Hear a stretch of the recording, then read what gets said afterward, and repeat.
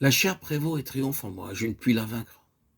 Oh Dieu, aie pitié de moi. Seigneur, viens à mon aide. Inclinez-vous devant Dieu, agenouillez-vous, confessez-lui votre faiblesse et demandez au Seigneur de vous faire passer de l'état charnel à l'état spirituel. Il faut croire qu'on peut passer de l'état charnel à l'état spirituel en quelques instants. Il faut le croire. Ayez donc cette foi. Les gens veulent croire spirituellement et passer ainsi de l'état charnel à l'état spirituel et ils ne peuvent y parvenir. Ils recherchent les réunions, les études bibliques et pensent qu'ils parviendront par ce moyen à croître spirituellement et à passer de l'état charnel à l'état spirituel.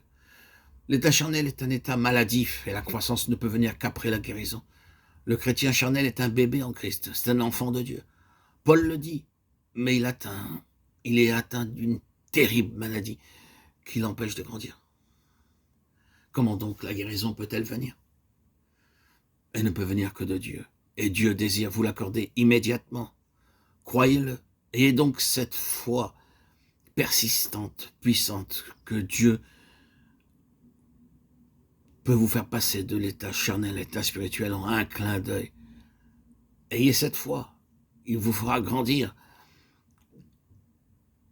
D'autre part, sachez qu'un chrétien qui devient un homme spirituel n'a pas encore atteint la maturité spirituelle.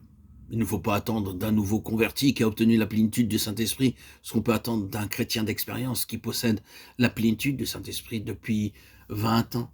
Dans la vie spirituelle, il y a divers degrés de croissance et de maturité. Mais auparavant, il y a un pas à faire.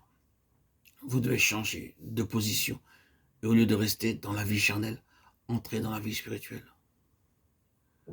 Remarquez la raison pour laquelle on emploie ces deux expressions. Dans l'homme charnel, il y a cependant une vie spirituelle. Mais vous savez que les choses sont nommées d'après ce qui constitue leur caractère principal. Un objet peut être employé à plusieurs usages, mais on le nomme d'après son usage principal. Une chose peut avoir plusieurs caractéristiques, mais on la nomme d'après la caractéristique la plus frappante. Ainsi, Paul dit aux Corinthiens, en d'autres termes, vous n'êtes pas des hommes spirituels, mais des hommes charnels, des enfants en Christ. En effet, puisqu'il y a parmi vous de la jalousie et des disputes, n'êtes-vous pas charnels et ne marchez-vous pas selon l'homme?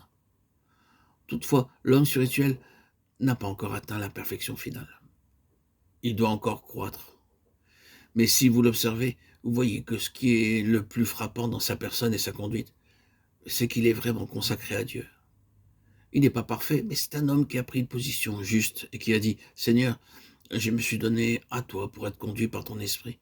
Tu m'as accepté, tu m'as béni et maintenant je suis conduit par le Saint-Esprit. » Emparons-nous donc de cette certitude qu'avec l'aide de Dieu, nous pouvons abandonner notre position actuelle et prendre une nouvelle position. Passer de l'état charnel à l'état spirituel. Oui, c'est possible.